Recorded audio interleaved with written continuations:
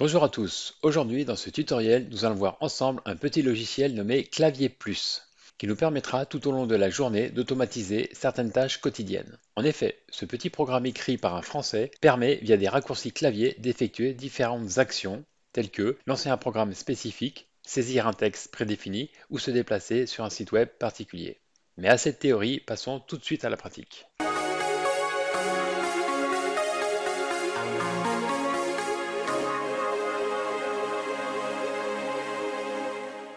Pour télécharger ce petit utilitaire nommé Clavier Plus, il suffit de se rendre sur le site du créateur, Guillaume Rieder, puis de cliquer sur Télécharger et enfin Télécharger installeur. Une fois le téléchargement du fichier sur votre disque dur terminé, il suffit de double-cliquer sur le fichier clavier-setup.exe et de suivre les instructions indiquées à l'écran. Français, j'accepte, suivant, installer, fermer. Donc à la fin de l'installation, Clavier Plus se lance. On aperçoit alors les raccourcis clavier déjà présents. Mais pour partir d'une base vierge, je vais commencer par tous les supprimer. Pour réaliser cela, je sélectionne une ligne, donc un raccourci clavier, et clique sur le bouton avec la petite croix rouge. Et je valide la suppression en cliquant sur oui. Et je réitère cette opération pour les lignes suivantes. Mais vous pouvez les laisser de votre côté si vous le désirez. Dans notre tutoriel, pour voir un peu toutes les possibilités du logiciel, nous allons maintenant créer ensemble trois raccourcis clavier.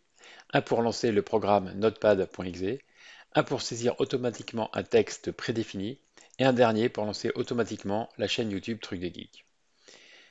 Ayant préalablement fermé Clavier Plus, pour l'ouvrir, j'ai à nouveau deux solutions. Soit je tape en bas à gauche Clavier et clique sur l'icône en forme de clavier, soit j'accède à cet utilitaire via la barre de notification en bas à droite en cliquant toujours sur le petit clavier. Commençons par le raccourci clavier pour Notepad. Je clique sur le petit plus bleu, puis sur Lancer un programme. Dans la nouvelle fenêtre, on me demande de renseigner un raccourci clavier. Comme il s'agit de l'éditeur de texte Notepad, je décide par exemple que le raccourci clavier pour lancer ce programme sera l'appui des deux touches clavier Alt et N, N pour Notepad. Je tape donc sur Alt et N simultanément et clique sur OK. Dans la zone Lancer un programme, je dois alors renseigner l'exécutable que je souhaite lancer. Je saisis donc notepad.exe. Avec le bouton Tester, je peux vérifier que Notepad s'ouvre bien. Comme tout est correct, je clique sur OK pour fermer l'utilitaire Clavier Plus. Pour tester désormais ce nouveau raccourci, il me suffit juste de taper simultanément sur les touches Alt et N de mon clavier. Et je vois apparaître alors l'éditeur de texte. Vous pouvez donc ainsi créer plusieurs raccourcis pour lancer différents programmes tels que Word, Excel, Outlook, etc. Le deuxième raccourci que nous allons créer ensemble nous permettra de saisir un texte dans la fenêtre active.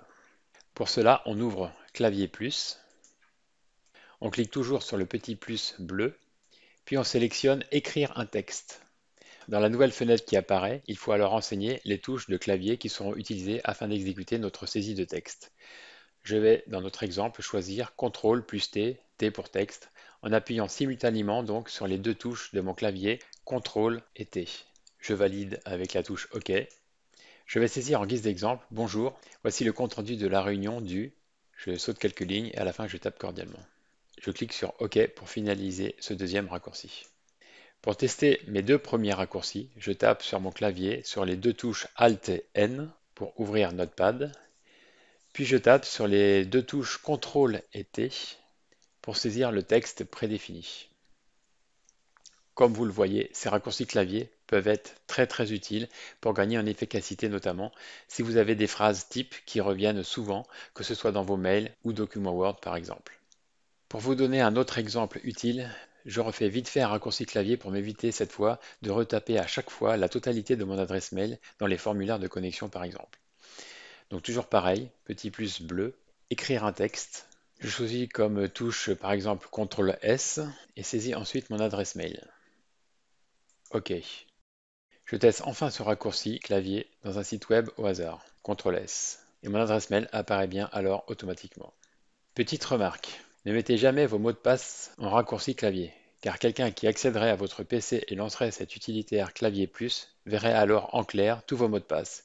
Utilisez plutôt le logiciel KeePass. Je vous renvoie pour cela dans mes tutoriels dédiés à ce logiciel. Et pour finir, nous allons voir un dernier raccourci permettant de lancer cette fois un site web précis. Donc toujours pareil, on lance Clavier Plus, on clique sur le petit plus bleu, afficher un site web. On choisit une combinaison de touches. Ici, je prends par exemple Shift, donc la touche flèche vers le haut, et la lettre Y. Pour accéder à YouTube, par exemple, je clique ensuite sur OK. Maintenant, je dois renseigner l'URL complète du site en question. Je fais donc un copier-coller de l'adresse exacte de ce site dans ce champ. Et clique enfin sur OK. Pour tester ce dernier raccourci, il me suffit donc de taper sur mon clavier, même si mon navigateur n'est pas ouvert, Shift Y, pour arriver sur ma chaîne YouTube Truc de Geek.